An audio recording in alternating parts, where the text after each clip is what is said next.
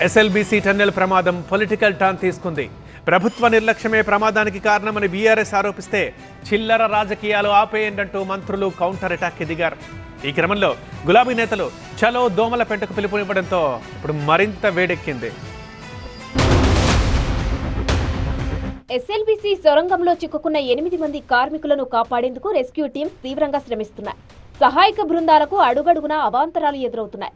టీఎన్బీ శకలాలు, మట్టి దిబ్బలు, బురద తొలగింపు ప్రక్రియ ఇబ్బందికరంగా మారింది. లోపల సిచ్యువేషన్ ఇలా ఉంటే బయట మాత్రం రాజకీయ రగడ కొనసాగుతుంది. 8 మంది కార్మికులు టన్నెల్లో చిక్కుకుంటే సీఎం రేవంత్ ఎన్నికల ప్రచారం చేసుకుంటున్నారని విమర్శించారు BRS working president KTR. Congress 14 నెలల పాలనలో 3 భారీ ప్రమాదాలు జరిగాయన్నారు. 8 మంది కూలీలు ముఖ్యమంత్రి గారి సొంత జిల్లాలో అక్కడ సొరంగంలో ఇరుక్కొని పోయి ఉన్నారు. ఇది ఏది సోయి లేదు ఆయనకు. ఆయన మాత్రం ఆయన పాటికి ఆయన ఇవాళ చక్కర్లు కొడుతూ గాలి మోటార్లు తిరుగుతూ గాలి మాటలు చెప్తూ మళ్ళీ ఢిల్లీకి పోయినట. 36సారి ఇప్పుడే నాకు అర్జెంటు పని ఉన్నదని ఢిల్లీకి పోయినట. విపక్షాల ఆరోపణలపై ఓ రేంజ్లో మండిపడ్డారు మంత్రి ఉత్తమ్ కుమార్. రెస్క్యూ ఆపరేషన్లో 10 ఏజెన్సీలు పాల్గొంటున్నాయని, ఈ సమయంలో చిల్లర రాజకీయాలు చేయడం సరికాదన్నారు.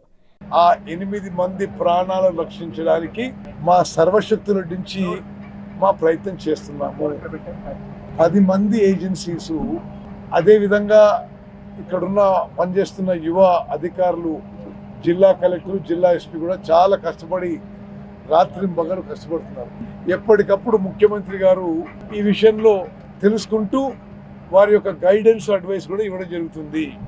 చిల్లర రాజకీయాలు మరి ఆ విధంగా మాట్లాడడం, ఈ సందర్భంగా 8 మంది ప్రాణాలు చిక్కుని ఉండగా ఈ హుందాతనం కోల్పోయి ఒక యాక్సిడెంట్ జరిగితే రాజకీయ లబ్ధి పొందే వాళ్ళకి జనం చీకొడుతున్నారు.